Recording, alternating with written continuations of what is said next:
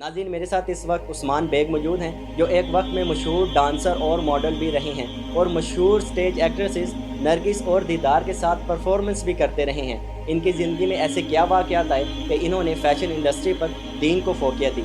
इनकी ज़िंदगी की कहानी क्या है, इन्हीं से जानते हैं। एक फ़ैशन इंडस्ट्री में आइकॉन होना, डांस करना, परफॉर्मेंस देना और फिर अचानक से दीन की तरफ आ जाना, ये सफ़र कितना मुश्किल था और कितना आसान था?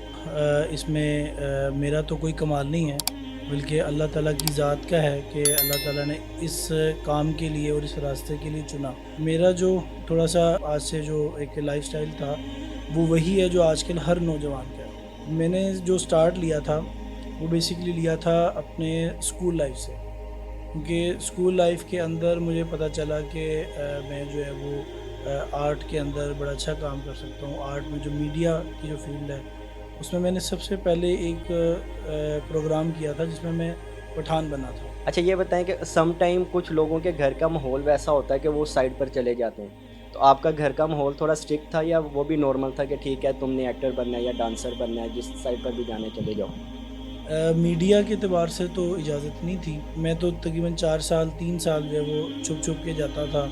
इतना ज़्यादा नहीं बताया हुआ था, सिर्फ़ इतना था कि मैं पार्टी में जा रहा हूँ, मैं कॉलेज के इवेंट में जा रहा हूँ या दोस्त के घर जा रहा हूँ। तो 2 ढाई साल मैंने ऐसे ही गुज़ारे हैं बगैर बताए। लेकिन जब पता चला तो वालिद साहब की तरफ से काफ़ी ज़्यादा जो है वो सख्ती का इज़हार उन्होंने किया।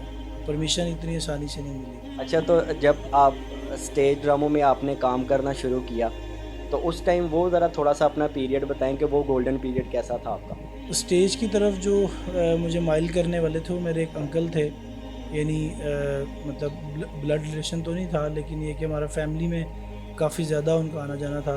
तो मुझे एक्टिंग सिखाने के पर्पज़ से उन्होंने मुझे स्टेज ज्वाइन करवाया। तो पहला ड्रामा था मुंडा चढ़िया जवानी। उसमें मेरे साथ जो मेरी एक्ट्रेस थी मेरे साथ, वो थी करिश्मा नाम था उनका फ़ील्ड में। वैसे पता नहीं क्या नाम था, मुझे याद नहीं है, और एक लड़की थी मायरा। तो उन 2 के साथ मेरा रोल था। तो वहाँ से मैंने थोड़ा-सा पंजाबी सीखा। लेकिन मैं चूँकि एक्टिंग के अंदर इतना उस टाइम ज़्यादा अच्छा नहीं कर पा रहा था, तो मेरा जो बैकग्राउंड था फ़ील्ड का ज़्यादातर वो डांस का था। चूँकि डांस जो था उसमें मैंने फ़र्स्ट टाइम पार्टिसिपेट किया था स्कूल में, और उसी को लेके फिर मैं आगे चला। आपने सीखा था या बस स्टेज में जाने के बाद आपको फिर ये सिखाया गया सारा? नहीं, शुरू से तो मुझे एक झिझक तो निकली हुई थी, स्कूल के लेवल पे मैं करता रहता था। लेकिन स्टेज पे आके फिर कुछ एक्ट्रेसेस ऐसी थी, कुछ ऐसे डांसर्स थे, कुछ उनसे सीखने को मिला।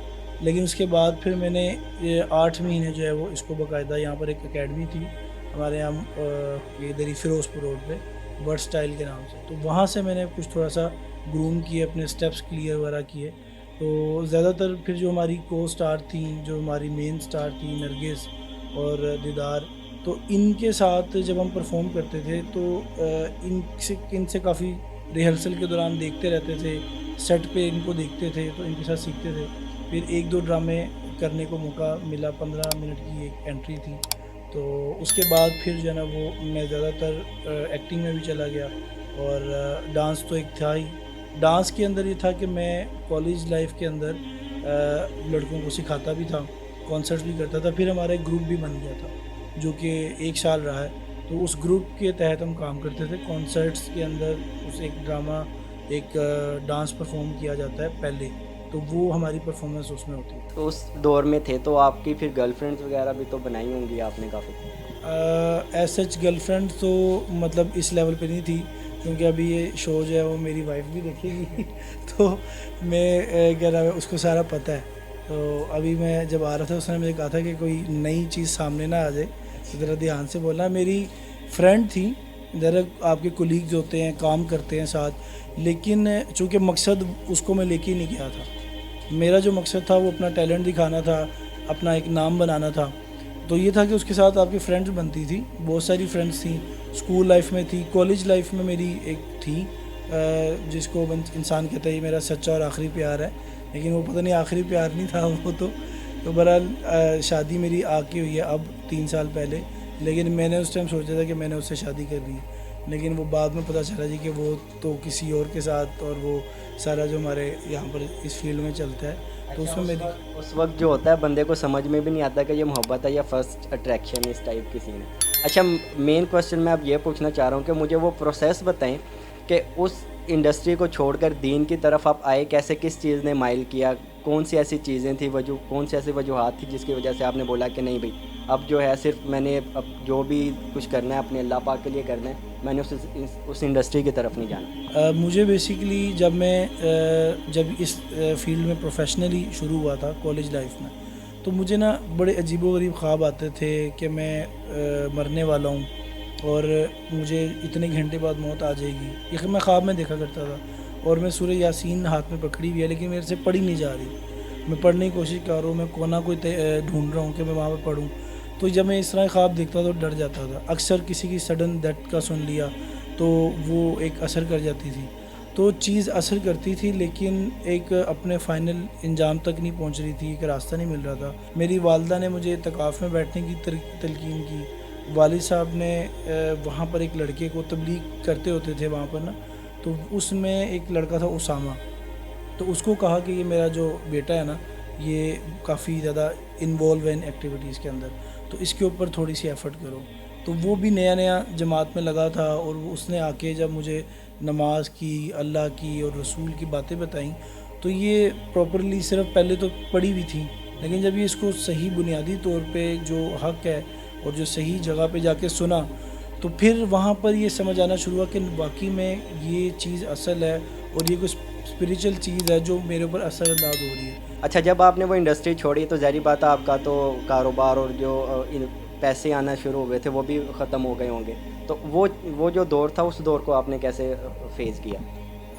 इसमें तो यह है कि मैंने इस फील्ड के अंदर 4 से 5 साल गुजारे हैं, तो 2 साल तो ऐसे ही अपनी जेब से लगाते रहे, लेकिन जैसे जैसे इंट्रोडक्शन होता है आपके टैलेंट का तो पैसे भी मिलना शुरू होते हैं। तो मतलब उस टाइम तो ऑब्वियसली पहनना ओढ़ना भी बहुत अच्छा था, खाना पीना भी बहुत अच्छा था, गैदरिंग्स भी थी। मतलब एक दिन में हम अगर 3-3 फंक्शन करते थे, 2-2 फंक्शन करते थे, तो उस एक दिन में हम आराम से अपने घर 40 से 45 या 50 हज़ार आराम से ले जाते थे। फिर एक टाइम आया कि 2-3 शो करने के बाद लाख 1.5 लाख भी आ जाता था। तो अब वो आपको जैसे एज़ यूजुअल के पता है कि हराम में या ऐसी जो चीज़ें जो कि इस्लाम में जायज़ नहीं है और हम कर रहे हैं और पैसा बहुत आ रहा है लेकिन वो पूरा नहीं होता था। पैंट शर्ट भी अच्छी से अच्छी पहननी और अच्छी से अच्छी सवारी भी यूज़ करनी, खाना पीना भी अच्छा था और अच्छी एक लाइफ उस एतबार से गुजर रही थी। लेकिन जब मैं इस तरफ आया तो मुझे सबसे पहले जो आया जो फाइनेंशियली हालात मेरे ऊपर आए, तो उस वक़्त की जो लाइफ थी वो उस एतबार से अच्छी थी, लेकिन आज के एतबार से जो मेरी लाइफ जो अब है वो पहले से बहुत ज़्यादा बेहतर है। अच्छा सर, उस वक्त तो आपकी आमदनी थी, स्टेज परफॉर्मेंस कर ली, डांस कर लिया, एक्टिंग कर ली, तो उसके बाद अब आपकी ज़राए आमदनी क्या है? मेरी ज़रिया आमदनी तो मैं काफ़ी पहले सोचता रहा कि मैं इसको जो है ना वो कैसे करूं, कैसे लेके चलूं। एक साल तो हालात आए तो फिर मेरे माइंड में आया कि मैं जो है वो खुशबू का काम करूं। तो चूँकि परफ्यूम का शौक़ था तो अब मेरा जो ज़रिया आमदनी है वो परफ्यूम्स का है, फ्रेगरेंसेस का है, और अतर जिसको हम परफ्यूम ऑयल बोलते हैं। तो ये हम इंपोर्ट करते हैं डिफरेंट कंट्रीज से और यहाँ पर ऑनलाइन सेल करते हैं, तो अल्लाह का शुक्र है बेहतरीन। अच्छा सर, सुना है जहाँ पर ये खुशबू और अतर वगैरह वहाँ पे जिन्नात भी होते हैं, तो ऐसा सीन तो नहीं हुआ आपके साथ? अब ये अगर तो ये ऐसा मामला है तो फिर जो खुशबू बनाने वाली फैक्ट्री है वो तो बेचारे फिर सारा दिन बिस्तर भी पड़े रहेंगे। ऐसा कोई नहीं होता, बल्कि ये उलट है, ये गलत ज़हन बनाया हुआ है। क्योंकि ये गलत ज़हन बनाया है जो लोग दीन का इल्म नहीं जानते। बेसिक इसका पर्पज़ ये है कि हदीस में आता है जिसका मफ़हूम है कि जो लोग खुशबू का कसरत से इस्तेमाल करते हैं, मैं ये इसलिए नहीं कह रहा कि ये लोग ख़रीदेंगे मेरे से, उसका मसला नहीं है, अल्लाह का शुक्र है। हदीस में आता है जिसका मफ़हूम है कि जो इंसान कसरत से खुशबू इस्तेमाल करता है तो फ़रिश्ते उसकी हिफाजत करते हैं और फ़रिश्तों की ग़िज़ा है और नेक जिनों की ग़िज़ा है कि अगर आप किसी नेक जिन को हदिया करना चाहते हो वो खुशबू है। ठीक है। अच्छा सर, आखिर में जाते हुए उन लोगों के लिए क्या पैगाम देंगे जो मायूस हो जाते हैं, छोटी सी बातों पे दिल दिल पे लेके बैठ जाएंगे और एक सही रास्ते का इंतखाब नहीं कर सकते? देखिए, इसके अंदर तो मैं मैसेज ये देना चाहूँगा कि 2 चीज़ें हैं। एक तो हम अपने माँ बाप की खिदमत करें, जो इस वक्त सबसे बड़ा एलिमेंट है जिसकी वजह से हम बेदीनी का शिकार हैं। वो माँ बाप की खिदमत ना करना है कि माँ बाप की खिदमत करें, उनके हकूक़ को समझें, उनकी कदर को समझें।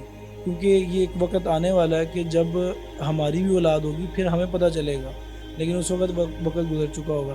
تو جو انسان ماں باپ کی دعائیں لیتا ہے نا، تو پھر وہ اس کا ہر راستہ صاف ہو جاتا ہے۔ کوئی زنا سے بچنا ہو، کوئی جھوٹ سے بچنا ہو، کوئی غیبت سے بچنا ہو، کسی بھی برے کام سے بچنا ہو، تو ماں باپ آپ کے لیے دعا ہی کریں گے، اور جب آپ ماں باپ سے دعائیں لوگے تو وہ قبول بھی ہوگی۔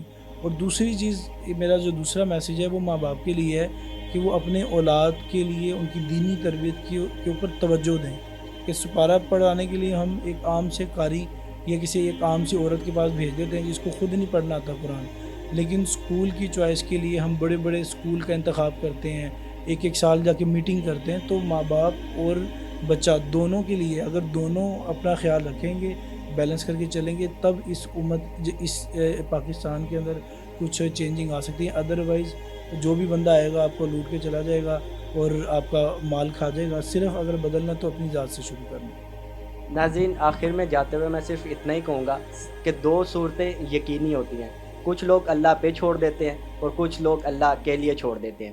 اگر آپ کو ہماری ویڈیوز اچھی لگ رہی ہیں تو ہمارے چینل آپ کی آواز کو لائک، شیئر اور سبسکرائب کیجیے گا، اور بیل آئیکن کو ضرور دبائیے گا۔ فی الوقت اپنے میزبان عدنان ظفر کو اجازت دیجیے۔ اللہ حافظ۔